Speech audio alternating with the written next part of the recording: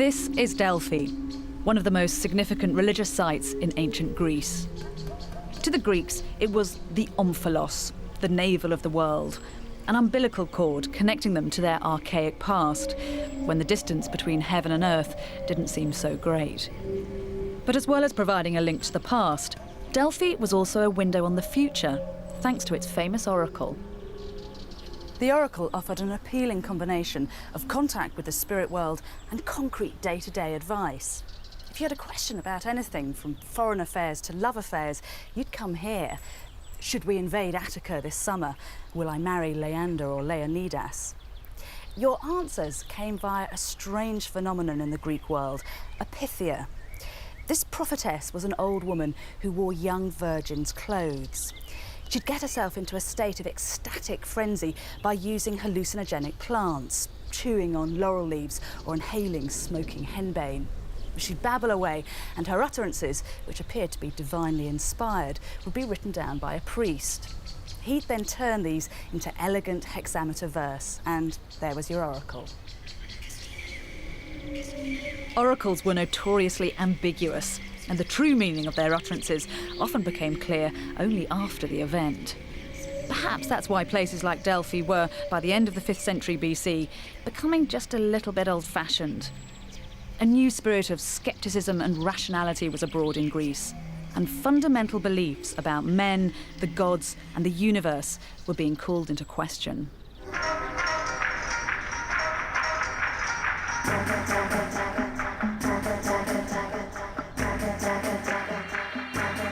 Nowhere more so than in Athens, where philosophers speculated that the sun was a red-hot rock, and the playwright Aristophanes joked that thunder was just a bad case of cosmic indigestion.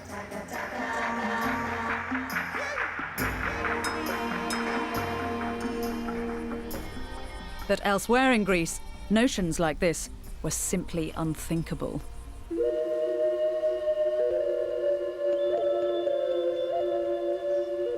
In Sparta, safe and secure in the Eurotas Valley, it was still possible to believe that the gods were in their heaven and all was right with the world. Sparta had once been a revolutionary society, but that was 250 years ago. Now, the revolution that had created its unique social system had become embalmed in tradition. Sparta's warrior elite had become suspicious of change and hostile to the new. For a decade now, Sparta had been at war with Athens, its former ally, the source of radical democracy, and more these days, scepticism about the powers of the Delphic oracle. For conservative-minded Spartans, on the other hand, oracles remained articles of faith, and when the Pythia gabbled, they listened. So, if in 415 BC, some Spartans had come here demanding to know what the future had in store for their city, and assuming the Pythia was on form that day, they'd have come home with deeply disturbing news. Soon they'd see the walls of the city of their greatest enemy reduced to rubble, and would gorge themselves on the fruits of victory. But that victory would turn rotten, and it would be the turn of the Spartans to taste the bitterness of total defeat.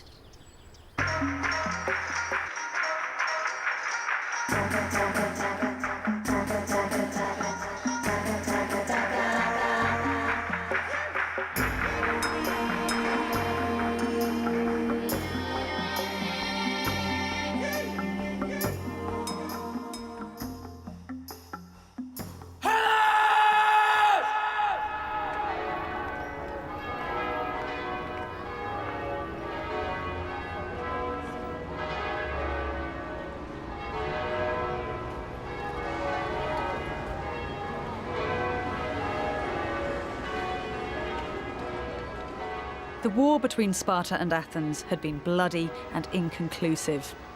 10 years of fighting had produced plenty of killing, but no killer blow. Following devastating plague in Athens and a military humiliation for the Spartans on the island of Sphacteria, the two sides had finally concluded an armistice and withdrew to lick their wounds. After 6 years of uneasy peace, the wounds would be spectacularly reopened in Syracuse on the island of Sicily. It was here, hundreds of miles from Greece itself, that the most significant battle in the conflict between Sparta and Athens took place. For Athens, it would end in a defeat of seismic proportions, and what happened after would surpass in brutality everything that had gone before in this pitiless war. Syracuse had been founded during the period of colonisation, which had created Greek cities all over the Mediterranean and beyond. In the war that turned the whole of the Greek world into two armed camps, it was allied to Sparta. In the year 415, war fever swept Athens, and its focus was Syracuse. One of the loudest voices in the campaign for war against Syracuse belonged to Alcibiades. He was clever, good-looking and ambitious, in many ways the quintessential Athenian. He was popular with the people and a fan of the new learning that had taken root in Athens. Socrates was one of his friends.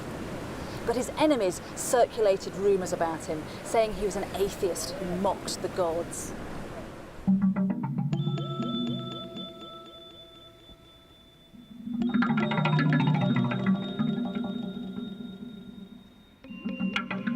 Alcibiades was a hard liver, given to wine and women, despite the scoldings of his wise friend Socrates.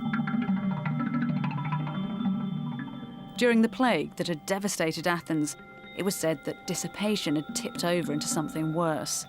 As the death toll mounted and the city despaired, he was rumoured to have shown his scorn for the gods by profaning sacred rites. And yet, despite this dubious reputation, when Alcibiades talked war, the Athenians listened. In a war between a city of soldiers and a democracy, it's only too easy to assume it's the warriors who are spoiling for a fight. But in fact, the Athenians were always keen to flex their imperial muscle. It was actually said it was easier to get 30,000 Athenians to agree to fight than a single Spartan. So on this occasion, Alcibiades' gung-ho appeal pressed all the right buttons.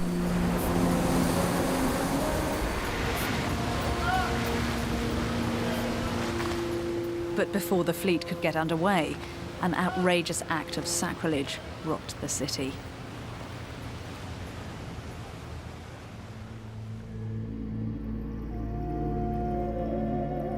Over the course of a single night, an attack was made by persons unknown on the Hermae, good luck statues that could be found all over Athens. According to the more polite accounts, the statues were left without noses.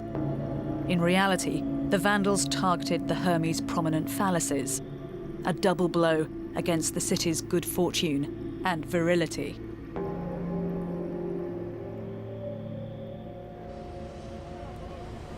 Despite the bad omens and the accusations flying around, the Athenian fleet set sail, and Alcibiades went along too. His enemies capitalised on his absence. They blackened his reputation and spread rumours about him.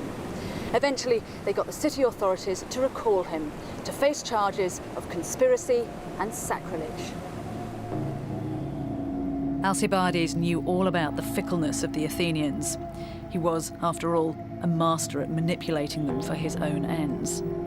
Reckoning his chances of a fair hearing as slim, he went on the run, where he ended up amazed everyone. He came to Sparta and set about winning for himself a new and highly unlikely following. Alcibiades, the crowd pleaser, pulled off the performance of a lifetime. His cloak was more ragged, his food poorer than even the most hard-line Spartan. But it wasn't done completely cynically. He was a sworn enemy of Sparta, but his background was riddled with Spartan connections. His family, like many other aristocratic Athenians, were Laconophiles, men who were in love with the values of Laconia, the Spartan homeland. Alcibiades himself was given a Spartan name. He was even wet-nursed by a Spartan nanny. He could play the Spartan with real conviction, and the real Spartans were simply bowled over. And it wasn't just the Spartan crowds that fell for Alcibiades' formidable charms. The rumour was that he also made a conquest of Timea, the wife of the Spartan king Agis. Sparta's sexual codes were notoriously at odds with the rest of Greece. Elsewhere, adultery was punishable by death. But in Sparta, married women could, with the consent of their husbands, enjoy multiple sexual partners. Now, if you're thinking swingers, think again. Free love wasn't the motivation. The Spartans were acutely anxious about the decline in their population. Monogamy and the nuclear family weren't important. What mattered was producing healthy male children, and therefore you'd choose your lover if he was strong, courageous and fertile. It's not clear whether King Agis was a cuckold or an accomplice when his wife put Spartan ideals into practice, but what's certain is that the love affair would have consequences long after Alcibiades left the scene.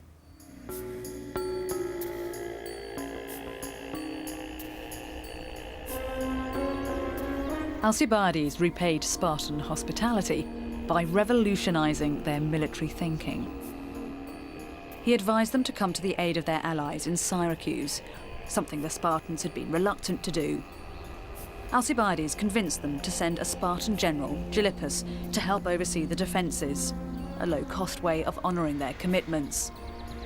The advice would prove fatal to thousands of his fellow Athenians. The expedition against Syracuse started well, but with the arrival of the Spartan general Gylippus, things began to go wrong for Athens. Gylippus wasn't a brilliant tactician. He didn't bring huge reinforcements, and there was no secret weapon hidden underneath his scarlet cloak. But the mere presence of a Spartan warrior raised the morale of the beleaguered Syracusans. They began to fight back.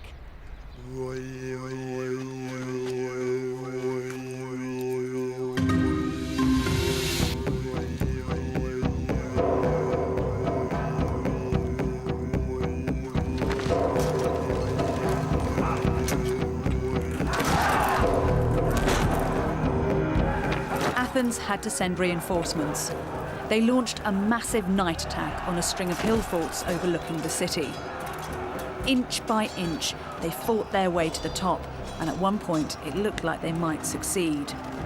But by dawn, the Athenian soldiers were exhausted, and they were pushed right back to their camp in the harbour. Now, all they wanted was to get out of Syracuse.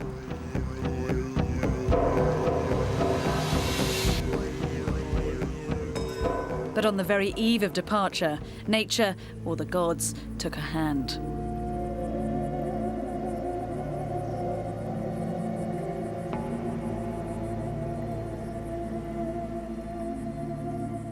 Though the Athenians had the reputation for being the most godless of the Greeks, no one was rash enough to ignore an omen as dramatic as an eclipse of the moon. The priests of the army camp advised them to hold tight and promised that by the time of the next full moon, the omens would be better. It was a bad call. Gylippus ordered a line of ships to be anchored across the narrow mouth of Syracuse harbour. The Athenians were trapped.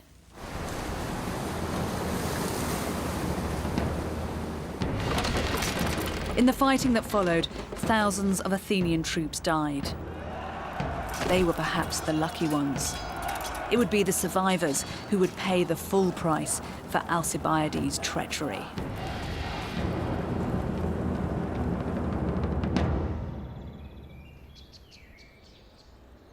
The survivors, some 7,000 of them, were taken here to the stone quarries outside town.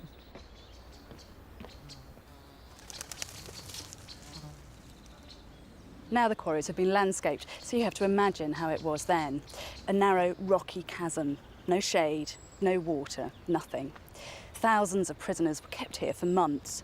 Many were wounded and dying and spent their last days baked by the sun in the dog days of summer, and then when summer turned to autumn, frozen at night. They were given hardly any food and water. Diseases soon broke out, and because it was impossible to bury the dead, the corpses were stacked and left to rot.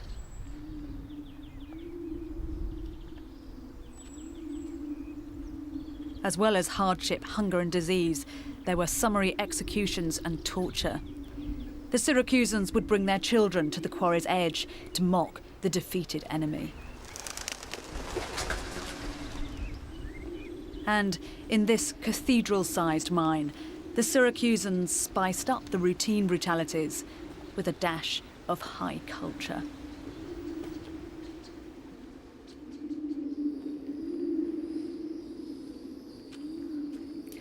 For the Athenians, there was only one path to survival. The Syracusans were passionate about the playwright Euripides. Prisoners who could recite his verses were brought here to this natural concert hall. If they performed in a style that pleased their tormentors, they were let out to be sold on into slavery. If you didn't come up to scratch, you were left to die. There's one line of Euripides that goes, "Unhappy Greeks, barbarians to each other." I wonder if any of them were brave or foolhardy enough to quote it.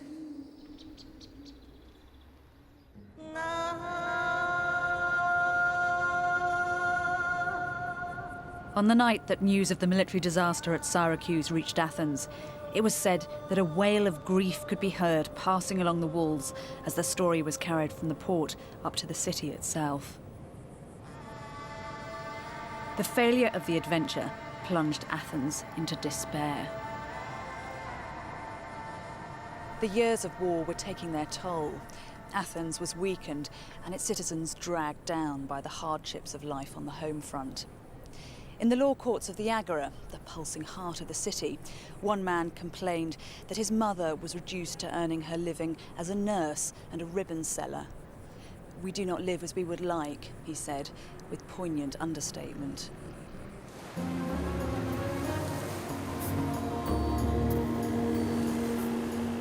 Syracuse should have paved the way to total victory for the Spartans.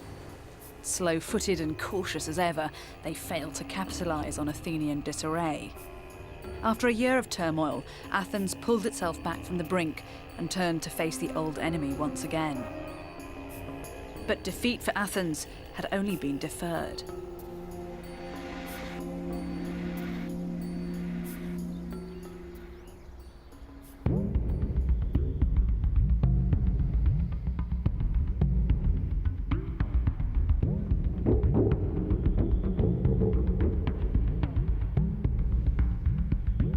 The man who delivered the final blow was called Lysander. He was a Spartan, but by no means a typical one. His origins were humble. He was a Mothax. It translates as bastard, but it meant that while his father was a full Spartan citizen, his mother was a helot, possibly even one of the despised Messenians, whose mass enslavement provided the economic foundation of the Spartan utopia. Despite this mixed parentage, Lysander qualified for admission to the agoge, the brutal training system that turned Spartan boys into Spartan warriors. But what Lysander lacked in social standing, he made up for in very un-Spartan nous, and soon emerged from the pack as a military leader and shrewd political operator. Lysander's politicking included wooing the Persian Empire, whose invasion 70 years before had briefly united the fractious Greeks under the leadership of Sparta and Athens. Now that Greeks were killing Greeks, Persia's autocratic kings were content to stand on the sidelines, handing out gold to whichever side seemed likeliest to serve their interests.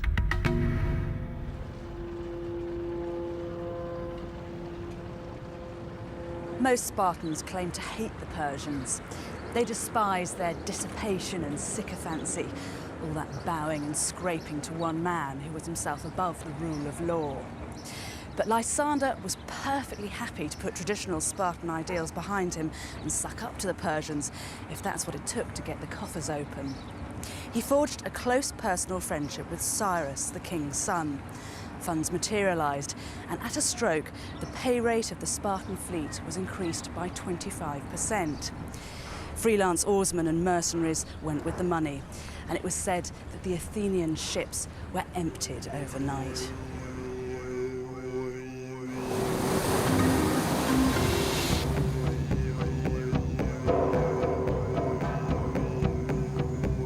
Fueled by Persian gold, Lysander's fleet was able to defeat Athens and her allies time and time again.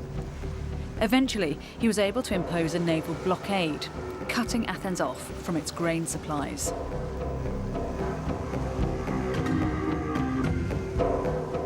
The climax came in the year 405 BC, when Lysander encountered a large Athenian fleet. As ever, he outfoxed them, refusing to come to battle, making them think he was scared, and then striking when their guard was down. The Athenians were routed, and their city was at Lysander's mercy.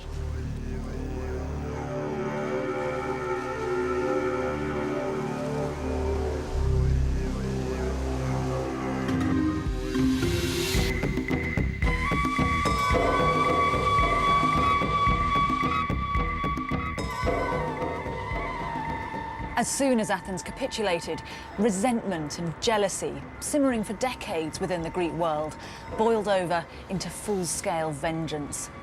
One Theban said that the city should be razed to the ground and the land turned over to sheep. But the Spartans didn't get hysterical. Despite the years of fighting and huge loss of life, they calmly set out their terms. The removal of the democratic government, the reduction of the Athenian fleet to 3 ships, and then, and this time you can sense their pleasure, the total destruction of the city walls, the walls that Sparta had scorned for so long. And as the city walls burnt down and Sparta was recognised as the ruler of the Greek world, Lysander watched the flute girls, Athenian prostitutes who camped around the city, quickly changing sides, dancing in the embers, serenading the death of an empire.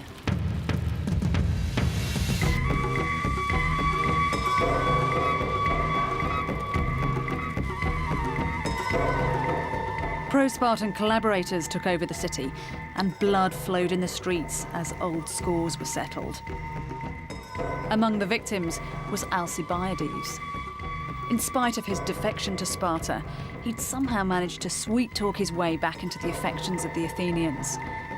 In the wake of defeat, he was seen as someone who might eventually lead a fight back, which was doubtless why the order came from Sparta to have him quickly bumped off.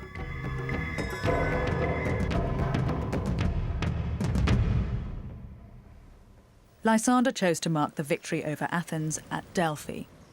He built for himself a grandiose monument that made a mockery of the Spartan code of understatement and self-effacement.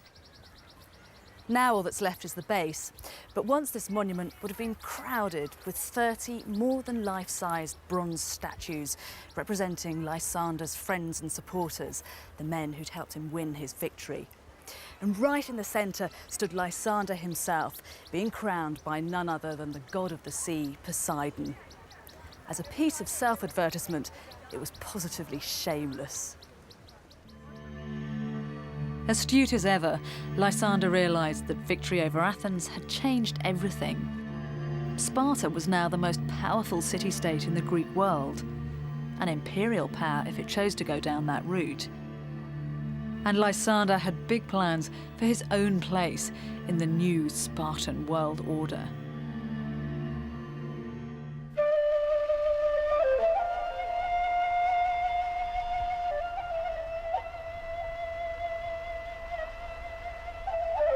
This is Sparta in the year 400 BC, 4 years after its defeat of Athens.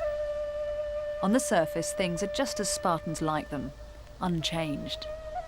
Their Shangri-La is safe and secure. The river Eurotas flows, the mountains are full of game, the fields are fertile. The Helot slaves are quiet, and the unique social system designed to produce the best warriors in the world has emerged intact from decades of war. But within a generation, the Spartans, who had boasted that their women had never beheld the campfires of their enemies, would witness exactly that, and the dismantling of their utopia. The collapse of Sparta didn't exactly come out of the blue. Sometime in the year 400, an oracle, one of those messages from the gods to which the Spartans paid strict attention, had started to circulate in the city. Boasting Sparta, be careful not to sprout a crippled kingship. Unlooked for ordeals and numberless trials shall oppress you, and the stormy billows of man-killing war shall roll down upon you. Most oracles were ambiguous to the point of meaninglessness, but this one was very explicit. It seemed to refer directly to a power struggle that even then was being played out in Sparta.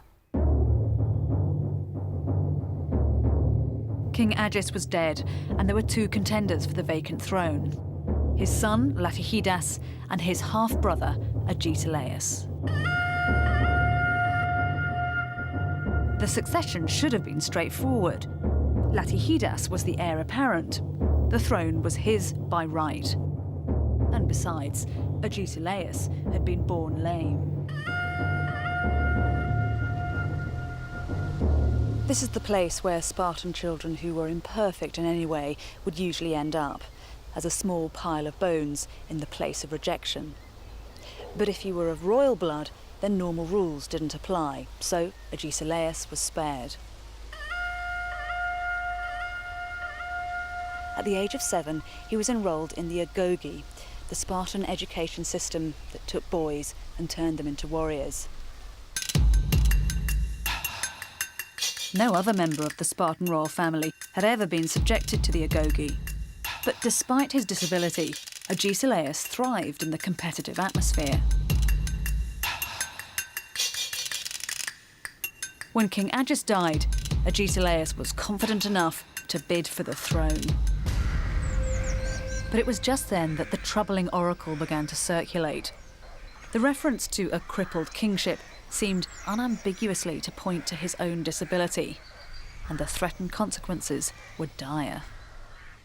But oracles are only as good as the interpretation that's placed on them, and on this occasion, an alternative was supplied by none other than Lysander.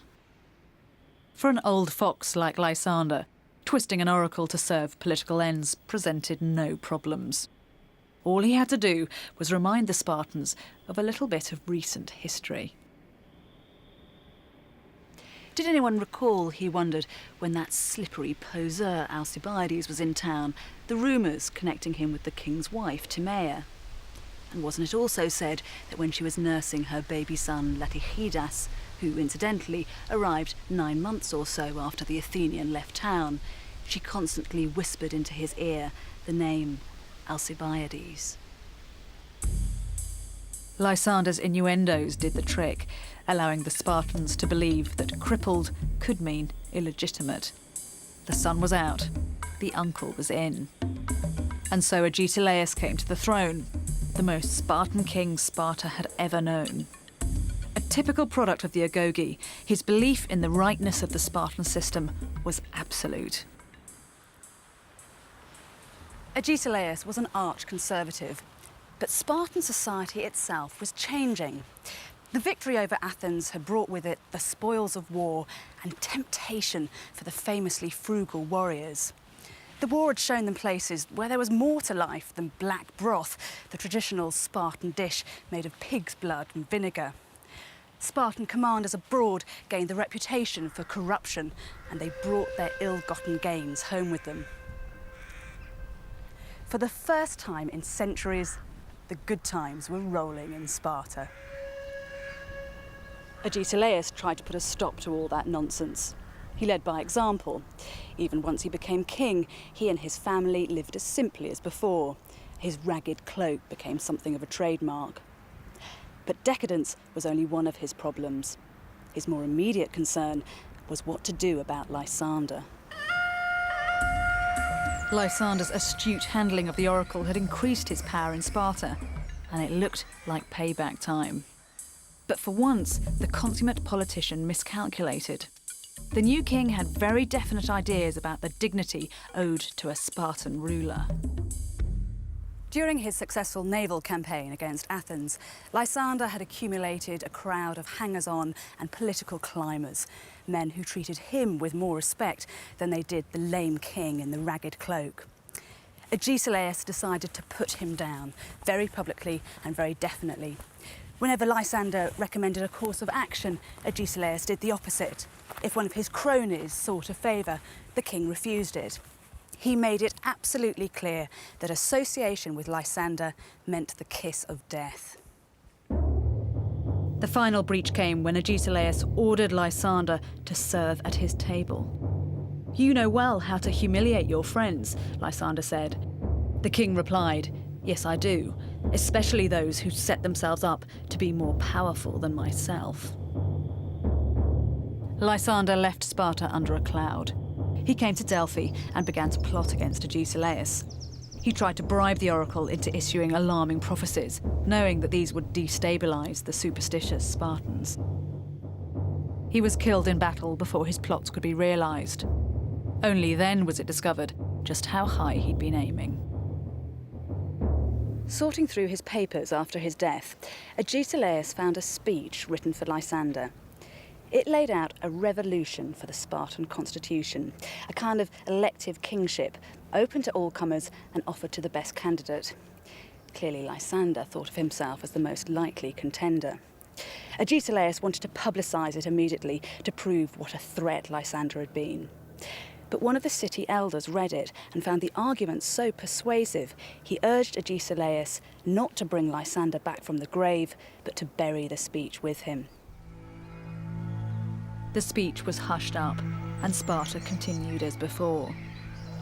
But the world around Sparta was changing fast, and a series of disasters would soon prove the truth of the oracle's gloomiest predictions.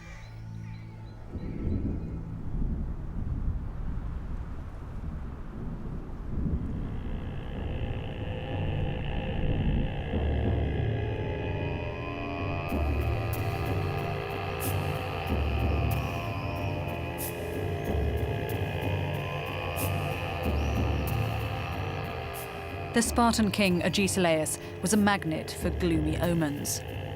It was as if the archaic powers of Greece, in retreat elsewhere, found a way back through this spirit-haunted king.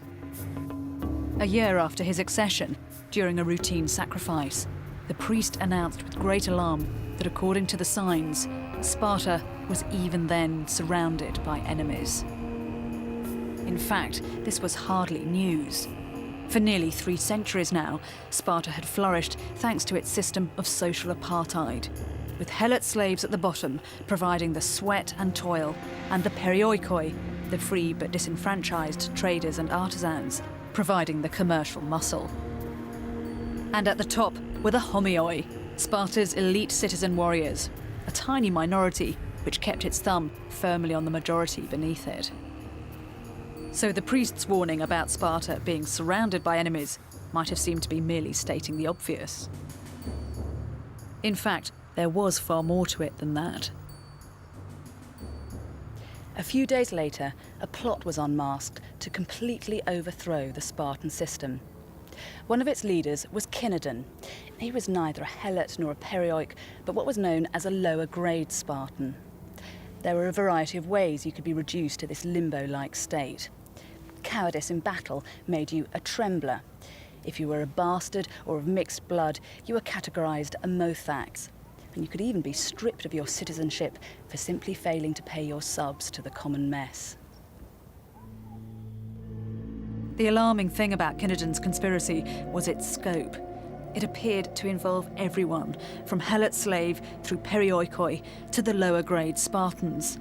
All of those who'd been excluded from the full benefits of the Spartan utopia. According to Cynodon, they all wanted to eat the Spartans raw.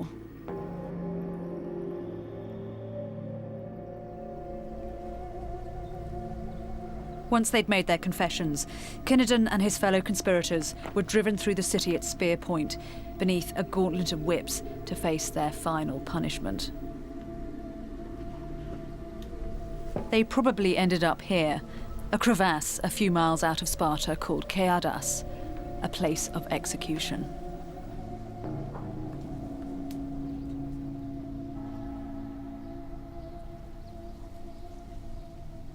Legends about this place have always been sinister, but for once it seems that locals aren't exaggerating.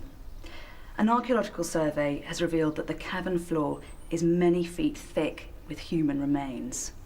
Down there, it's a subterranean charnel house.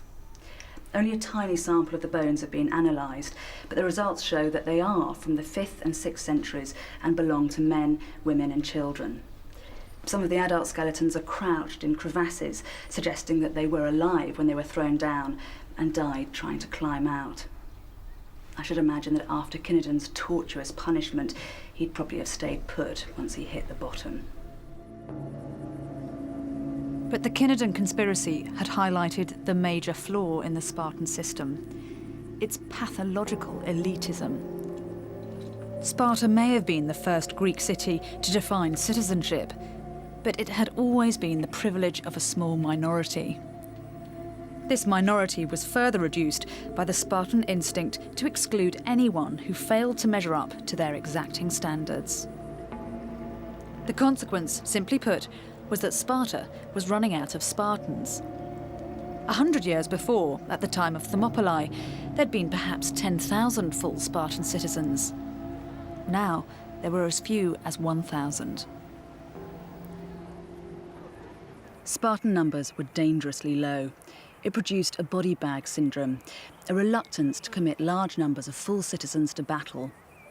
Now, when the Spartans went to war, they formed an officer elite. The fighting was done by helots promised their freedom and allies increasingly reluctant and alienated from the Spartan cause. Sparta was living on borrowed time. When the walls of Athens had been pulled down to the sound of flutes in 404, it was thought, according to one contemporary historian, that this day was the beginning of freedom for Greece. Overbearing and arrogant, the Athenian Empire had few friends by the end.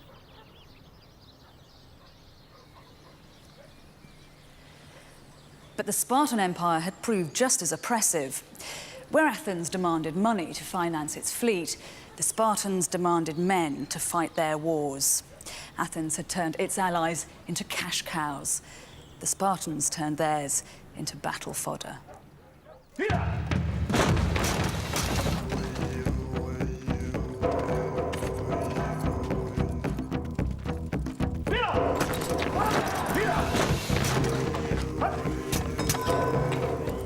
It was a bad time to fall out with your friends, because Sparta had a new enemy to deal with: Thebes. Militarily speaking, it had never really been in the big league, but in recent years it had been getting more and more experience, thanks almost entirely to the irrational grudge held against the city by King Agesilaus.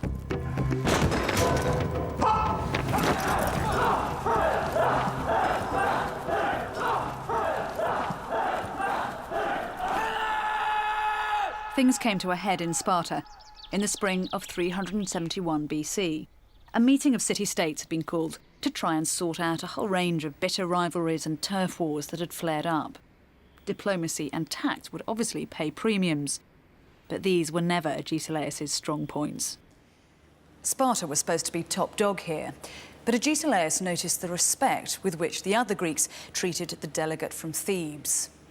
The king saw red and picked a fight with him. The Theban stood his ground and even had the temerity to answer back. This time, Agesilaus completely lost his temper. He took the peace treaty and struck out the name of Thebes. Within 20 days, the armies of the two cities clashed at a place called Leuctra.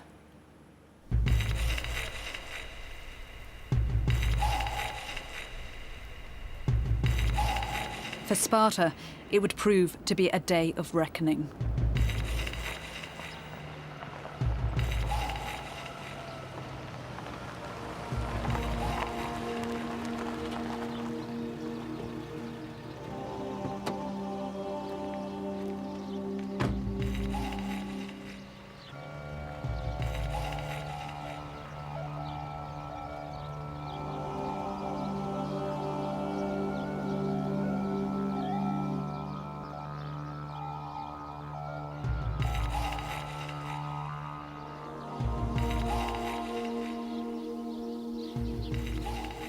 In those days when you won a battle, you'd have erected one of these in the battlefield so that the world knew of your victory.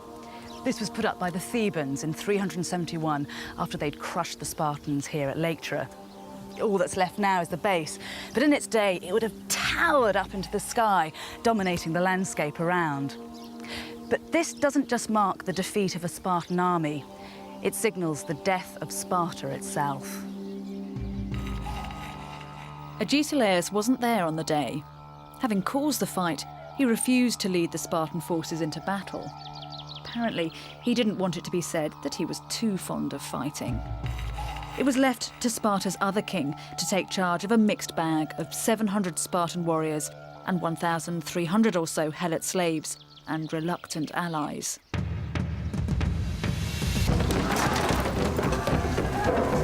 Against them were 6,000 Thebans, highly motivated and thirsty for revenge. The disparity in numbers alone would be enough to explain the defeat, but the Thebans also employed a surprise tactic. Phalanxes 50 rather than 8 men deep. A staggering mass of bronze and muscle bearing down on you.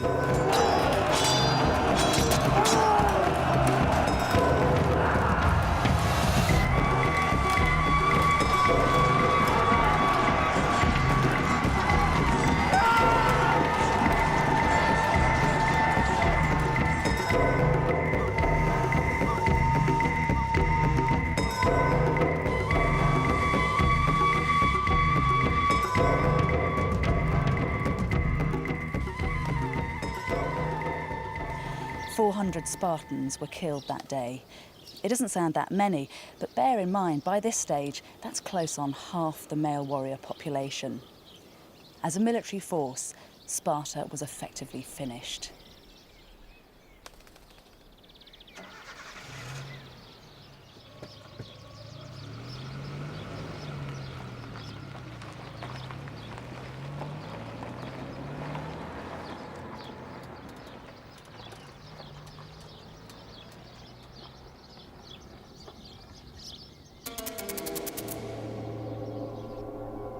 The consequences of defeat were profound. This was a sight that no Spartan ever wanted to see. The walls of the city of Messene, erected after Leuctra by the Helots who, for 300 years, had slaved for their Spartan masters.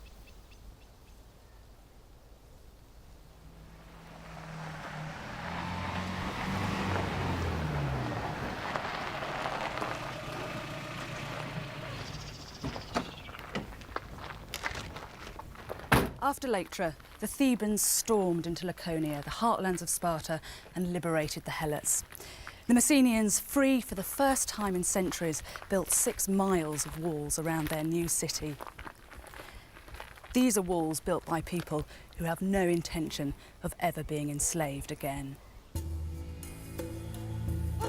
As for Agesilaus, the last picture we have of him is in Egypt, hired out at the age of 80 as a mercenary general in an attempt to fill Sparta's empty coffers. When the Egyptians came to greet this legendary warrior king, they saw an old man in a ragged cloak sitting on a beach, and according to one historian, they simply laughed.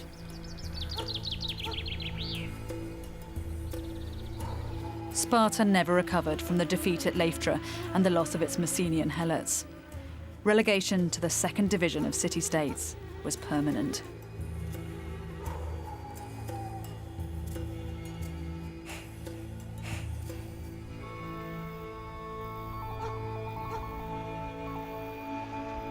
In the centuries that followed, as the Greeks ran up against the new regional powers of Carthage, Sicily, and ultimately Rome, the city periodically tried to revive its fortunes by reinstating elements of the old Spartan system. But without their Messenian slaves, Sparta just wasn't Sparta. Utopia had been dismantled, and no one could put it back together again.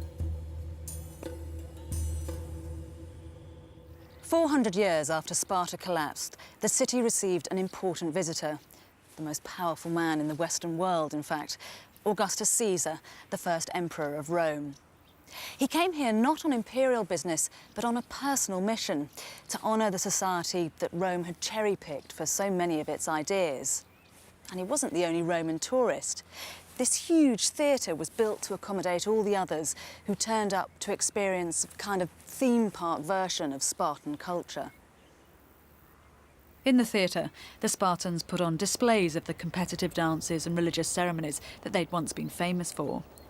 Stronger fare was on offer at the nearby sanctuary of Artemis Orthia, where young boys were flogged, sometimes to death, in a crude parody of the rites of passage that once took place there.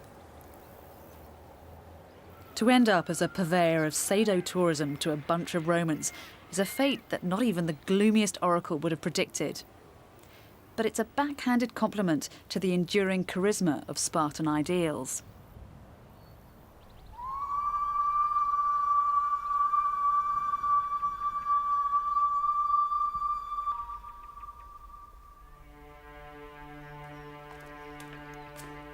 It's a long way from the rugged landscape of Sparta to the manicured perfection of an English country estate.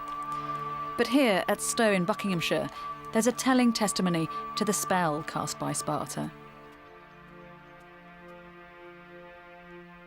Looking round this neoclassical wonderland built for the 18th century Whig grandee Lord Cobham, you might assume that it was the culture of Athens that was being celebrated. But in the Temple of Ancient Virtues, you can see that it's not all Athens' show. Lord Cobham obviously put a great deal of thought into the Greek figures he chose to honour with a place here at the Temple of Ancient Virtues. This exclusive group are the men he wanted the movers and shakers of his age to emulate. And so, of course, you have Socrates, described up there as the wisest of men and encourager of good, qualities his much nagged friend Alcibiades would have attested to. Over there is Homer, the first of poets and herald of virtue. But then you get a slightly less predictable choice. It's Lycurgus, the semi-mythical founder of the Spartan social system.